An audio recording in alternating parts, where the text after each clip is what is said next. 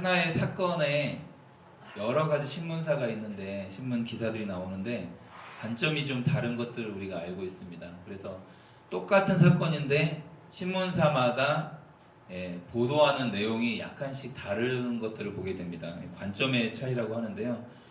우리가 지난주에 복음에 대한 우리의 태도를 한번 살펴보았습니다. 세 가지가 있었는데 기억나시나요? 무로 다 시작했는데 무지. 우리가 복음에 진짜 너무 무지하다. 저도 그렇게 복음에 무지했던 사람이었고, 그리고 복음을 무시했다. 우리가 너무 소홀하게 취급을 했다. 그리고 복음과 무관하게 살았다라는 것들을 좀 함께 말씀을 나누고, 그 말씀이 저에게 좀 한 주간 이게 좀 다시 되돌아오는 시간이었던 것 같아요. 저는 일주일 동안 너가 행위 이단자야. 너 하나님을 시인하는데 행위로는 부인하고 있어. 특별히 이제 기도 모임을 참여해서 하나님 앞에 좀 통곡하는 시간이 있었거든요. 정말 생명다의 주의 말씀을 전하고 또 열방을 위해서 기도한다는 제가 북한을 위해서 또 열방을 위해서 그렇게 간절한 마음으로 기도하진 않았구나. 지금도 북녘 땅에는 시시각각 굶어 죽어가고 있는 우리 동포들이 있는데 이 애절한 마음으로 기도하지 못하는 제 마음이 좀 들통났던 것 같아요. 금요일날 기도 모임에 참여했다가, 그래서 그냥 주일날 제가 전했던 말씀이 그 기도 모임 가운데 저에게 그냥 디도서 1장 16절 말씀, 하나님을 시인하는 행위로는 부인하니, 이 말씀이 제 안에 그냥 부딪혀지기 시작하는 거예요. 하나님이 마치 이렇게 말씀하시는 것 같아요. 정정주 목사, 네가 가짜야. 네가 행위 이단자야. 그렇게 남에게는 선포하지만 정말 북한에 있는 한 영혼을 긍휼하게 애통히 여기지 않는 너가 행위 이단자야 라고 말씀하시는데 어떻게 반박할 수가 없었어요. 하나님 맞습니다. 정말로 제가 너무 부끄럽습니다. 이렇게 좀 고백하는 시간이었습니다. 여러분, 복음에 대한 우리의 태도, 정말 복음과 무관하게 살 수밖에 없는 우리의 모습을 좀 살펴보았다면, 오늘은 우리의 눈, 나의 눈이 아닌 하나님의 그런 관점은, 하나님의 시각은 복음에 대해서 어떠한 눈으로 바라보고 계시는지를 오늘 좀 살펴보겠는데요. 하나님 편에서 복음을 어떻게 생각하시는지, 하나님의 눈으로 복음을 어떻게 바라보시는지 한번 그 하나님의 마음을 딱 알고 나면 우리가 복음을 대하는 태도와 하나님의 태도가 엄청난 차이가 있구나, 이게 분명하게 차이점이 보이게 될 것입니다. 먼저 복음은요, 하나님 편에서 최대의 투자를 한 사건입니다. 그래서 첫 번째 가치 면에서 한번 살펴보도록 하겠습니다. 로마서 8장 32절 제가 읽겠습니다. 자기 아들을 아끼지 아니하시고 우리 모든 사람을 위하여 내주시니가 어찌 그 아들과 함께 모든 것을 우리에게 주시지 아니하겠느냐.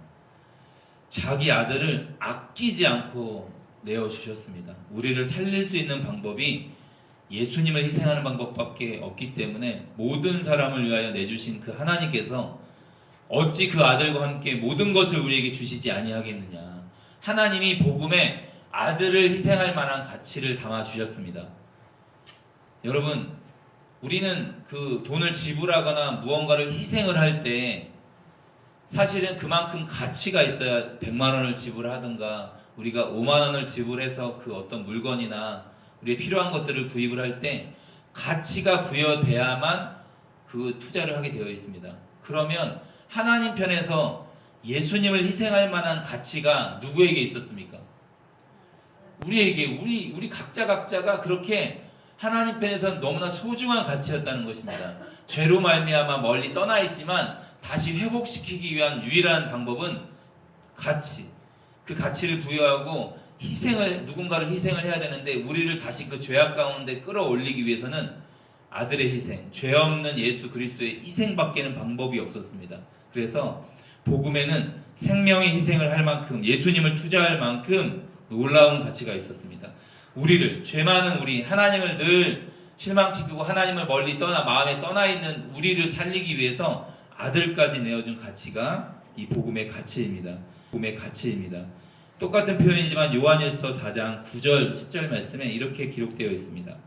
하나님의 사랑이 우리에게 이렇게 나타난 바 되었으니 하나님이 자기의 독생자를 세상에 보내심은 그로 말미암아 우리를 살리려 하심이라.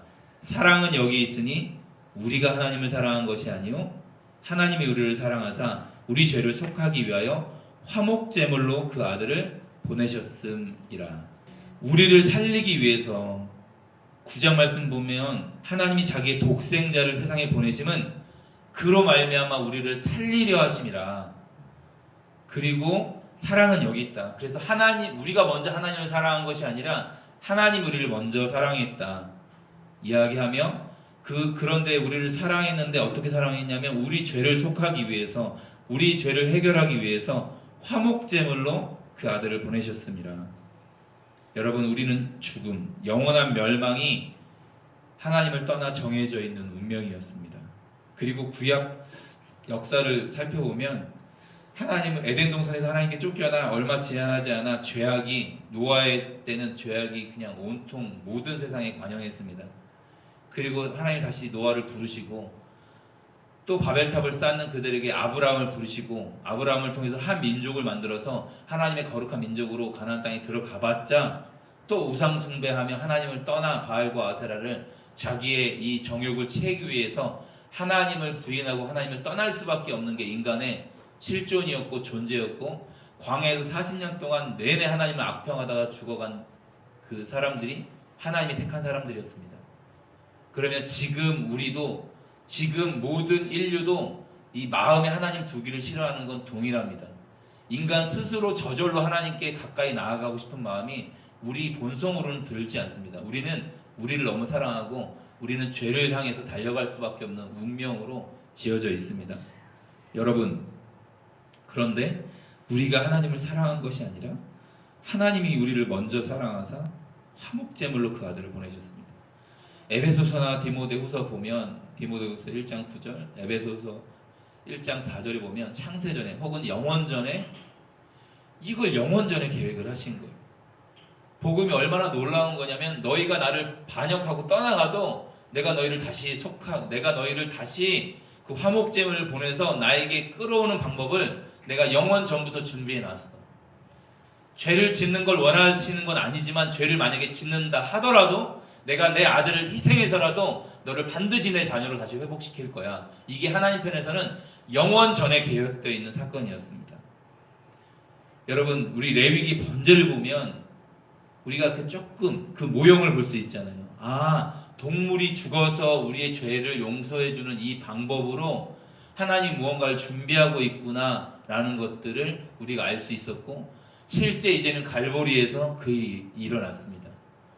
세상의 모든 죄악을 짊어지고 인류의 모든 구원의 길을 가지고 채찍에 맞으시며 조롱과 침뱉음을 받으시고 그 골고다 길을 올라가셔서 가상 7원 7가지 말씀을 남겼지만 거기서 다 이루었다.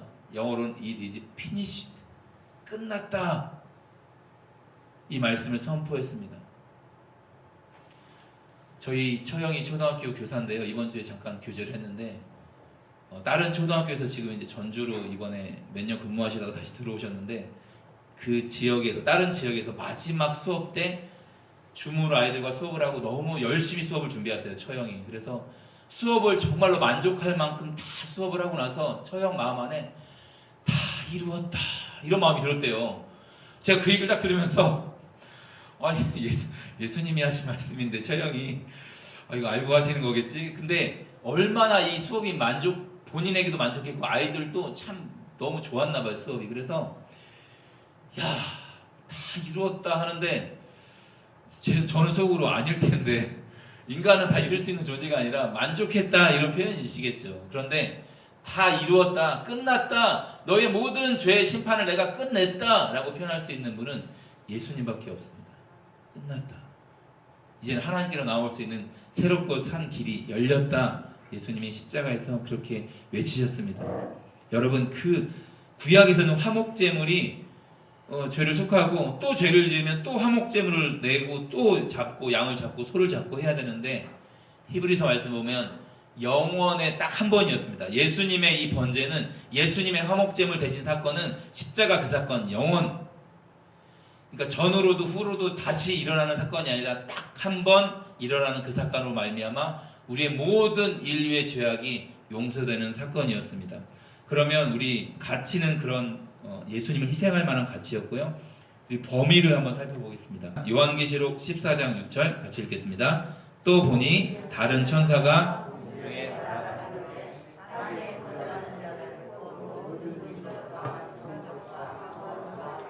백성에게 전할 영원한 복음을 가졌더라. 아멘. 주보에도 보시면 그 밑에는 또 대상이 나와 있는데, 여기는 이제 제가 시간적인 면, 이 복음이 언제까지 효력이 있나 이 부분을 강조하기 위해서 요한계시록 14장 6절을 말씀드렸는데, 여기도 마찬가지로 모든 민족과 모든 종족과 방언과 백성에게 전할, 그러니까 이 대상은 모든 민족이라는 것입니다. 나중에 뒤에도 살펴보겠지만, 시간적인 면에서 천사가 어떤 걸 들고 왔습니까? 복음을 들고 왔는데 어떤 복음이라고 표현하고 있습니까? 영원한 복음이라고 있습니다. 여러분, 음식을 하고 나서 음식물 쓰레기가 나오잖아요. 음식을 먹지 않고 오래 두면 얼마나 갈까요? 시간이 일주일 뒤에 다시 먹을 수 있을까요? 냉장고에 넣지 않고 만약에 찌개를 끓였는데 그랬다가 큰일 납니다. 여러분, 약에도 이 효력을 발생할 수 있는 기한이 있습니다. 그래서 저희가 유통기한을 잘 확인을 해야 되잖아요. 모든 음식도 유통기한을 확인을 해야 되고. 복음에는 기한이 있을까요? 복음의 유통기한이 있을까요? 1000년 전에는 예수님을 믿는 걸로 구원받는 일이 가능했는데 지금은 안 된다. 이 복음이 1000년밖에 효력이 없다. 이러면 이거 정말 절망적인 소식입니다. 그런데 우리가 이 역사가 언제 끝날지는 아무도 모르, 하나님만 아시니까. 그런데 그러면 100년 후에는 이게 효력이 발생하지 않을까요? 예수님 믿고 구원받는 일이 불가능할까요? 이건 어느 시대나 예수 그리스도를 통해서 죄사함 받고 구원받는 이 일은 가능한 것입니다. 그러니까 복음은 이 효력이 영원하다는 것입니다. 대상을 한번 살펴보겠습니다. 마태복음 24장 14절, 너무 중요한 말씀인데 같이 읽겠습니다. 이 천국 복음이 모든 민족에게 증언되기 위하여 온 세상에 전파되리니 그제야 끝이 오리라. 아멘. 복음이 모든 민족에게 증언됩니다. 모든 민족에게 증언되기 위하여 방법이 뭡니까? 온 세상에 전파해야 돼요. 선교를 하거나 전도를 하거나 이 미디어로, 요즘에 또 이렇게 유튜브로 또 복음을 전파할 수 있고 인터넷을 통해서 전파될 수 있습니다. 그러니까 스마트폰이 우리에게 아이들에게는 나쁜 영향을 주고 또 게임에 중독되고 이런 역할이 있지만, 어떤 지역은 그 절대 복음이 들어갈 수 없는 무슬림 지역, 이란이나 사우디아라비아 이런 데서는 예수님을 믿었다가는 바로 사형에 처지는데 스마트폰에 성경 어플을 깔 수는 있는 거예요. 그러니까 스마트폰이 선교에 굉장한 큰 역할을 감당할 수 있는 것입니다. 모든 민족에게 증언되기 위해서 온 세상에 전파돼야 됩니다. 그래서 모든 민족에게 이 복음이 전파될 때 그제야 끝이 온다고 예수님이 말씀하셨습니다. 그러면 성경에서는 이 복음이 어떤 범위에 기록되어 있는지 로마서 1장 2절 말씀 보면, 이 복음은 하나님이 선지자들을 통하여 그의 아들에 관하여 성경에 미리 약속하신 것이라. 그러니까 복음이 예수 그리스도이신데 성경에 미리 약속됐다는 거예요. 하나님이 선지자들을 통하여 그의 아들에 관하여, 예수님에 관하여 성경에 미리 약속하신 것이라, 이렇게 말하고 있습니다. 제가 본문을 적진 않았지만 누가복음 24장 44절에서 47절 말씀 보면 제자들에게 이걸 깨닫게 해주세요. 모세의 글과 시편과 선지자들의 글에 나를 가리켜 기록된 이 일이 일어나야 된다. 내가 고난을 받고 죽고 다시 살아나야 되는 이 일들을 제자들에게 깨닫게 해주시는데, 그 관용적인 표현이거든요. 모세의 글과 시편과 선지자들의 글, 이 표현은 구약 전체를 나타내는 표현입니다. 그러나 구약이 나를 가리켜, 예수님이 그 제자들에게 말씀하시는 장면인데, 나를 가리켜 기록했다는 건 구약 성경 전체가 메시아를 가리키고 있었어. 나를 가리키고 있었어. 결국 노아의 방주 사건이 구원에 대한 이야기고, 유월절 사건이 어린 양의 희생으로 말미암는 구원의 이야기였어 라는 것들을 예수님이 설명해 주셨습니다. 여러분, 성경 전체는 복음에 대해서 이야기하고 있습니다. 그러니까 우리가 혹 오해하는 게, 룻기가 효도를 잘해야 된다, 요런 걸로 6월달에 5월달이나 6월달에 또 이렇게 설교를 많이 하지만, 그런 내용도 포함되어 있는 게 그 룻처럼 시어머니를 잘 모셔야 된다, 그래서 우리도 끝까지 시어머니를 잘 모십시다, 이렇게 나눌 수도 있겠지만 그건 복음을 이야기하고 있는 성경입니다. 우리가 스스로 그 값을, 나오미의 집, 엘리멜렉의 가문이 다 무너졌을 때 값을 지불할 수 없을 때 가까운 친척이었던 보아스가 나타나서 그걸 다 지불하고 다시 회복시켜 주는 것처럼 우리가 죄의 값을 지불할 수 없을 때 우리의 신랑 되신 예수님이 우리의 모든 죄의 값을 지불하고 우리를 신부 삼아주는 이야기. 그러니까 보아스가 룻을 아내로 삼잖아요. 그러니까 예수님이 우리를 신부 삼는 그 이야기, 복음에 대한 이야기를 이야기하고 있습니다. 당연히 이제 효도에 대한 이야기를 그 본문을 통해서 할 수도 있지만 핵심은 그렇게 담겨져 있다는 것입니다. 여러분, 성경에서 말하고 있는 모든 내용이 예수 그리스도 십자가의 사건, 메시아가 오기를 기다리는 그 일들이 기록되어 있습니다. 그러면 복음에는 어떤 권위가 있어요? 그래서 로마서 1장 1절에는 바울은 하나님의 복음을 위하여 택장을 입었다고 이렇게 이야기하고 있습니다. 복음은 누구의 복음이라고 이야기하고 있습니까? 하나님의 복음. 로마서 1장 1절. 그러면 로마서 1장 9절에는 그의 아들의 복음 안에서 이렇게 표현하고 있습니다. 누구의 복음이라고 표현하고 있습니까? 아들의 복음. 그러니까 예수님의 복음이라고 표현하고 있습니다. 고린도후서 4장 4절에는 어떻게 표현하고 있습니까? 그리스도의 영광의 복음. 그러니까 이 4장 4절은 정말 중요한 말씀인데요. 이 세상에 믿지 않는 그 신이, 이 악한 영이, 이 사단 마귀가 우리를 어떻게 눈을 가리냐면 그리스도의 영광의 복음의 광채가 비치지 못하게 자꾸 가리는 거예요. 물질로, 세상의 욕망으로, 이생의 자랑으로. 그러니까 우리가 누군가를 전도해서 복음을 전하고 교회 인도까지 해서 왔어요. 그런데 복음이 들리지 않는 이유는 이겁니다. 그리스도의 영광의 복음의 광채를 누가 가리고 있어요? 악한 영이 가리고 있어요. 더 절대 듣지 못하게. 왜냐하면 그 영혼에게 이게 비춰지는 순간 그 영혼이 살아날 수밖에 없거든요. 그 영혼이 막 절망 가운데, 죽음 가운데 있다가 이 복음의 광채가, 그리스도의 영광의 복음의 광채가 비춰주는 순간 그 영혼이 그 죄악을 박차고 그 사단의 사슬에서 풀어나서 하나님께로 나아올 수 있는 일이 생기니까 사단이 가장 싫어하는 일입니다. 그러니까 누군가에게 복음이 들려지는 일은 영적인 전쟁입니다. 그래서 복음은 어떤 복음이라고 이 고린도후서 4장 4절에 설명하고 있습니까? 그리스도의 영광의 복음이라고 선포하고 있습니다. 그리고 디모데전서 1장 1절에는 어떤 복음이라고 설명하고 있습니까?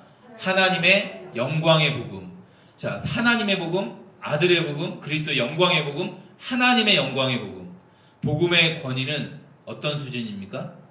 하나님 수준입니다. 여러분, 예전에 그 조선시대나 이렇게 옛날 시대 보면 거지 복장을 하고 있는데 굉장히 권위적인 사람이 하나 있어요. 그 마을 사또에게 가서 전혀 주눅들지 않고 거지 복장인데 나오너라! 막 이렇게 소리 지르면서 할 수 있는 신분이 하나 있었습니다. 누구였을까요? 알고 계시네요? 만나보셨나요?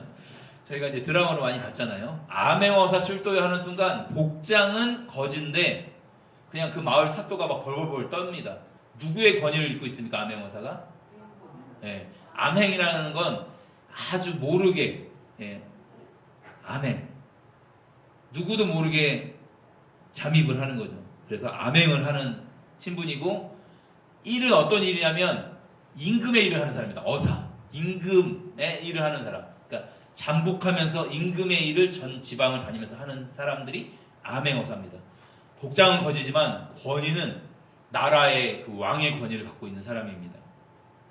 여러분, 제가 군대 생활할 때 저희 부대는 그 출입구 위병소에서 저희 그 막사까지 창고를 지나서 저희 잠자는 숙소까지 한 400m, 500m가 됐습니다. 그래서 쭉 이렇게 걸어와야 돼요. 그러니까 누구 면회 왔습니다 그러면 숙소에 있다가 그 위병소까지 한 500m를 막 뛰어가야 됩니다. 막 이등병들은 열심히 뛰어가죠. 부모님이 왔습니다, 애인이 왔습니다 그러면 막 그 500m를 막 너무 행복하게 뛰어갑니다.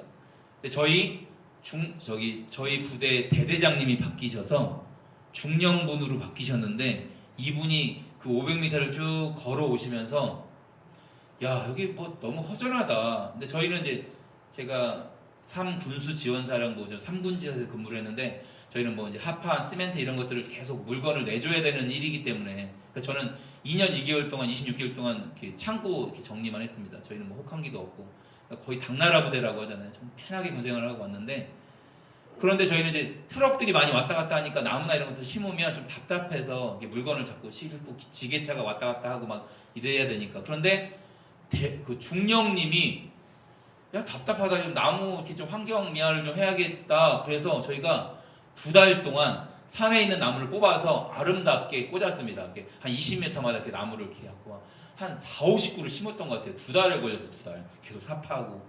왜냐면 장비로 파는 게 아니라 삽으로 파야 되잖아요. 하나 심을 때마다. 그렇게 해갖고 2달 동안 열심히 했는데, 제가 예전에 한번 말씀드렸었나요? 제가 충성, 근무중, 이상무 이거를 한 8시간, 6시간 동안 연습하다가 우리 사단장님이 헬기 타고 오셔갖고 저는 차 타고 오는 줄 알고 이렇게 명령받고 연습했는데, 헬기 타고 내리셔서 그 나무를 보시면서 여기는 좀 참고 이렇게 답답하다 이렇게 말씀하셨어요. 이렇게 나무를 4, 50그루 심어놓으니까 좀 답답하다. 투스타가 별 2개 있는 사람이 투스타가 답답하다 하는 순간 어떻게 됐을까요? 사단장님 떠나시고 그날부터 작업을 시작해서 이틀 만에 다 뽑았습니다. 여러분 무슨 말을 하는 거냐면, 여러분 권위가 누구의 권위인가가 굉장히 중요합니다. 우리는 복음을 받았다, 우리가 예수님을 믿고 있다, 그러면 하나님 수준의 권위를 갖고 있는 사람들입니다. 할렐루야. 우리가 누군가에게 주눅들 이유도 없고요, 우리가 그 거지 복장을 하고 있어라도 전혀 암에 가서는 주눅들지 않습니다. 그런데 만약에 사단장님 투스타가 왔는데 안 됩니다, 나무 뽑을 수 없습니다 말할 수 있는, 만약에 뭐 1병이나 2등병이 그런 아들이 갑자기 나타났다, 그러면 반드시 일이 있어야 됩니다.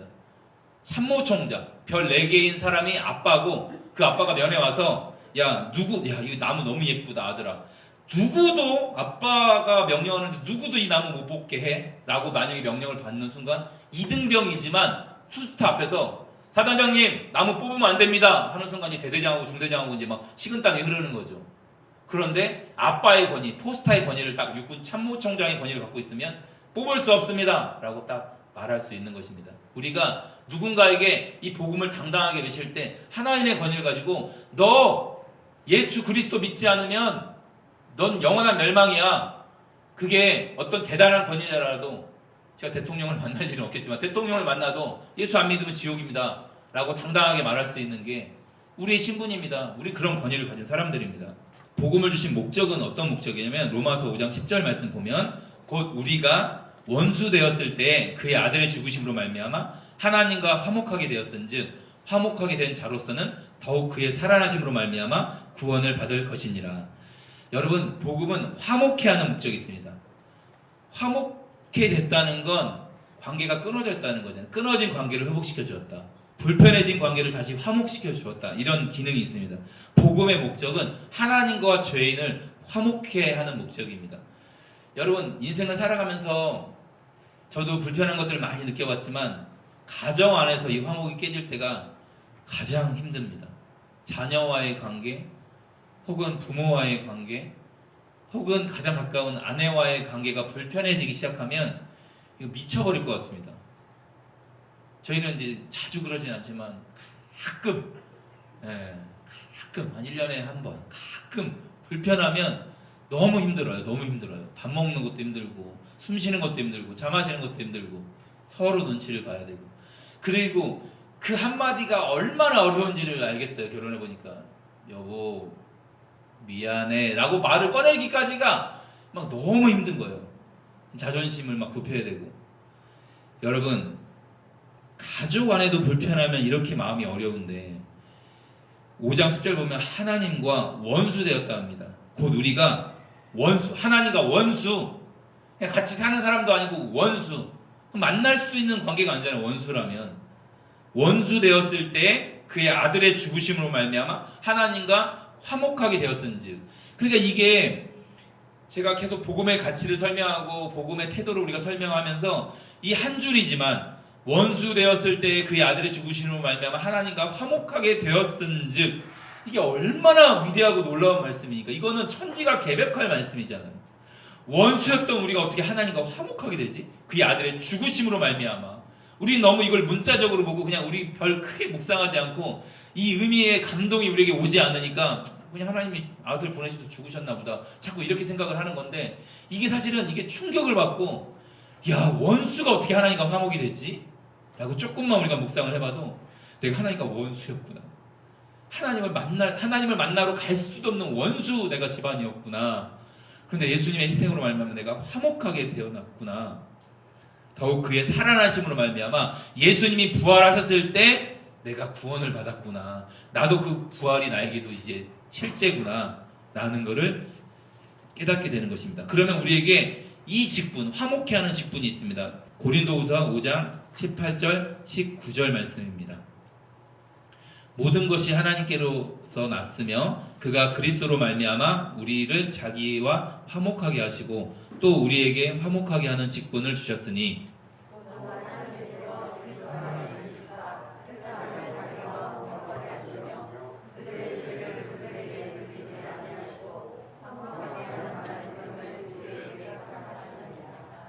아멘. 자, 모든 것이 하나님께로서 났으면 그가 그리스도로 말미암아 우리를 자기와 화목하게 하셨는데 똑같은 말씀이잖아요. 로마서 5장 10절과 화목하게 되었다. 원수 되었던 우리가 또 우리에게 화목하게 하는 어떤 걸 주셨습니까?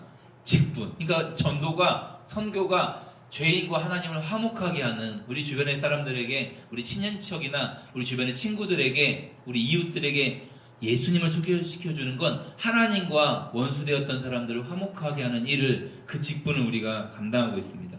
곧 하나님께서 그리스도 안에 계시다 세상을 자기와 화목하게 하시며 그들의 죄를 그들에게 돌리지 아니하시고 화목하게 하는 말씀을 우리에게 부탁하셨다고 표현하고 있습니다. 하나님과 세상을 화목케 하는 직분은 성도밖에 없습니다. 유일하게 그리스도인들만 가능한 일이 이 직책입니다. 그러니까 이 일은 유엔 사무총장보다 유엔이 하는 일보다 더 위대한 일을 하고 계시는 것입니다.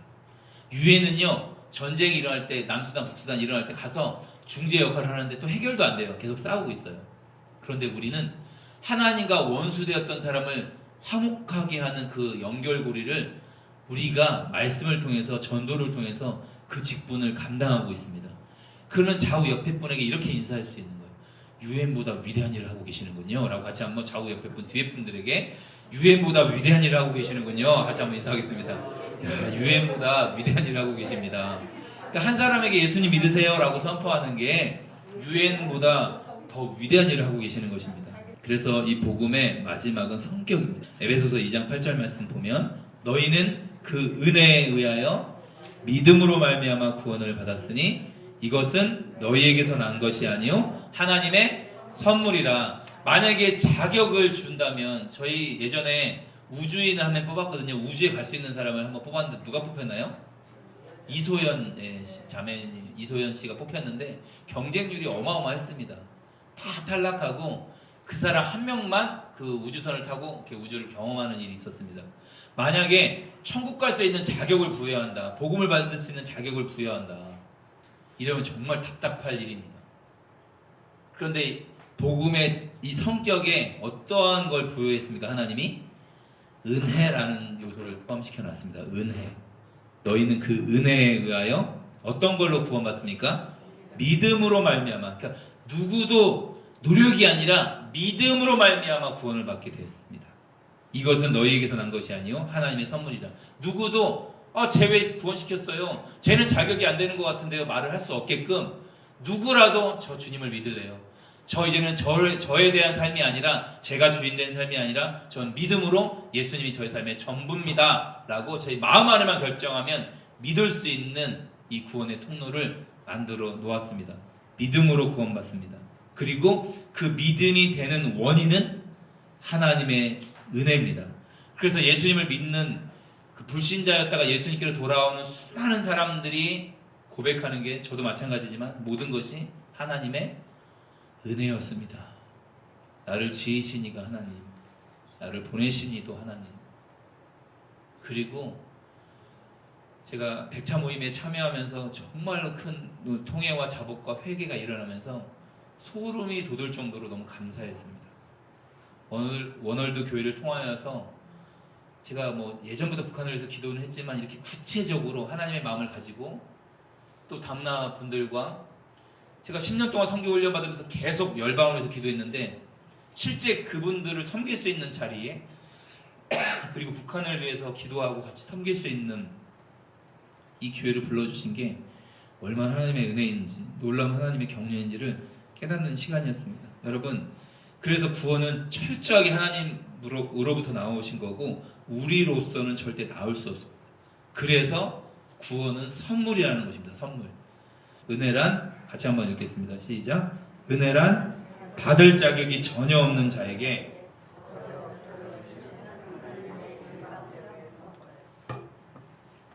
받을 자격이 전혀 없는 자에게 거저 베풀어 주신 하나님의 일방적 선물입니다. 무비보셋이 사울의 손자로 요나단의 아들로 다윗이 왕이 되면서 사울의 모든 집안들이 다 죽어나갈 때 원수의 집안이었으니까 그때 다윗 왕이 누구 살아남은 사람 없냐? 사울의 집안 중에 무비보셋이 있습니다. 무비보셋. 근데 다리를 절고 있습니다. 유모가 떨어뜨려서 왕의 식탁에 나올 수 없는 원수의 손자였던 무비보셋이 왕의 식탁에 초대돼서 같이 밥을 먹는데 무비보셋이 이런 얘기를 하잖아요. 사무엘하 7장에 보면 왕이시여, 저는 원수의 집안이잖아요. 자기가. 그리고 자기는 장애우잖아요. 장애인. 왕이시여, 나는 원수 집안이고 죽은 개 같은 나를 왜 돌보십니까? 이런 표현을 합니다. 이건 어쩌면 하나님 앞에 서서 해야 될 고백이 무비보셋의 고백이신 것 같아요.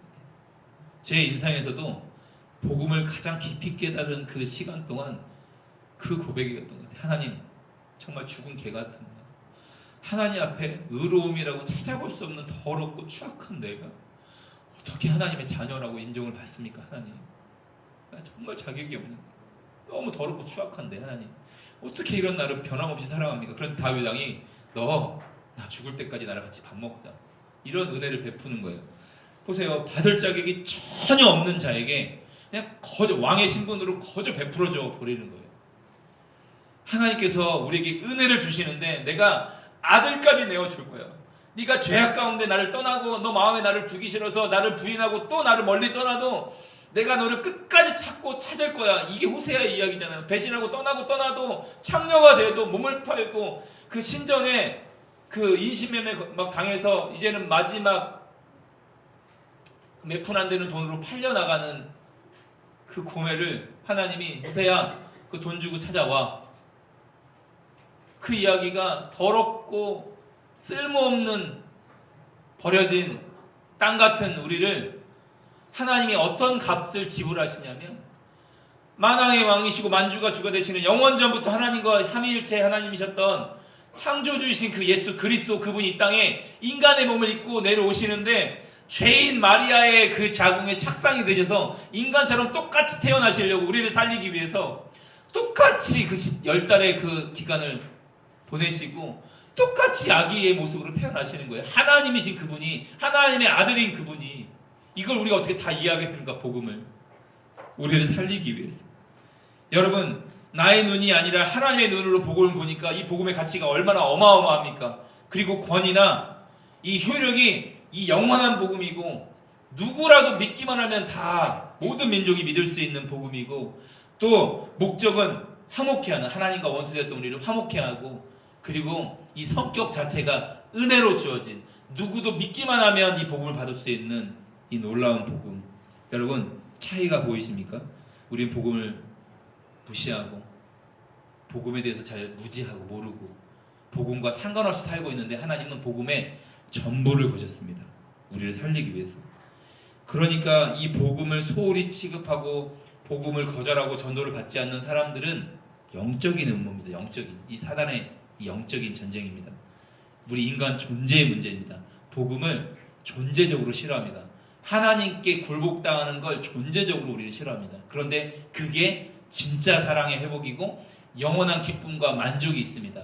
아무리 돈을 갖고 아무리 명예를 가지고 아무리 대단한 것들을 손에 쥐어도 허무한 게 인생인데, 하나님을 소유하는 순간 그 모든 허무함이 사라지고 영원한 만족과 기쁨이 우리 안에 차고 넘치게 되어 있는 것입니다. 그래서 세상은 본질적으로 복음을 거부하고 미워하게 되어 있습니다.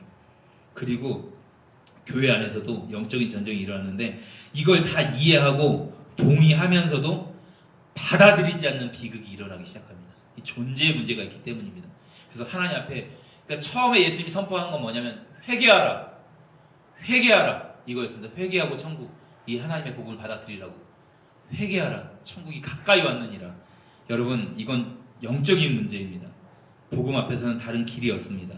내가 하나님께 전부로 헌신할 것인지 하나님을 밀어낼 것인지, 그리고 그 이 복음에 진짜 부딪히고 이 복음이 나에게 전부가 되면 가장 기쁘고 행복한 삶이 일어나기 시작하는 겁니다.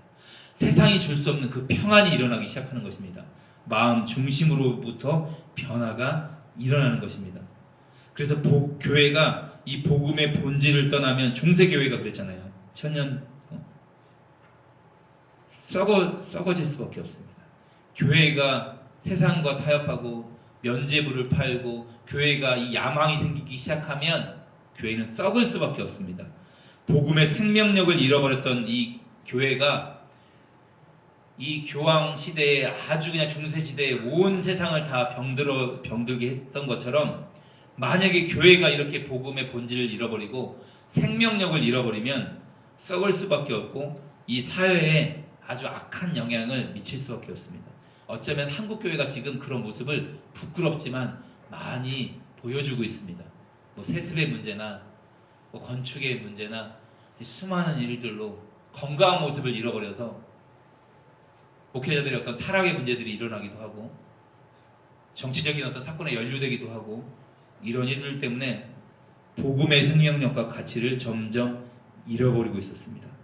제가 80년대 초반에 신앙생활 할 때만 해도요, 천막으로 교회 시작해도 막 부흥되기 시작했습니다. 밤마다 엄마들이 애기 그 포대기로 싸매고, 저희 어머니도 그러셨지만 밤마다 와서 2시간 3시간씩 철야 기도는요, 딱 9시에 모이면 새벽 4시까지 기도하는 게 철야 기도였잖아요. 저 어렸을 때는요. 그런데 점점 이 순수함과 주님을 막 붙잡는 이 간절한 마음들이 한국교회에 점점 배가 불러가면서 어느 순간 사라지기 시작했습니다. 저도 마찬가지고. 여러분, 하나님의 복음의 이 가치만큼, 이 비중만큼 우리 한번 부딪혀 봤으면 좋겠습니다. 그리고 우리 안에 그런 변화가 일어났으면 좋겠습니다. 하나님 편에서는 복음은 전부를 주신 가치였습니다. 하나님의 눈으로 바라보니 복음은 전부였습니다. 우리 사랑하는 원월드 교회 모든 성도님들이 이 복음의 가치를 발견하고 하나님의 눈이 나의 눈이 되고 하나님이 바라보시는 그 마음이 나의 마음이 돼서 변화되고 복음을 날마다 경험하고 믿음으로 살아가는 여러분 한 사람 한 사람 되시기를 주님의 이름으로 축원합니다.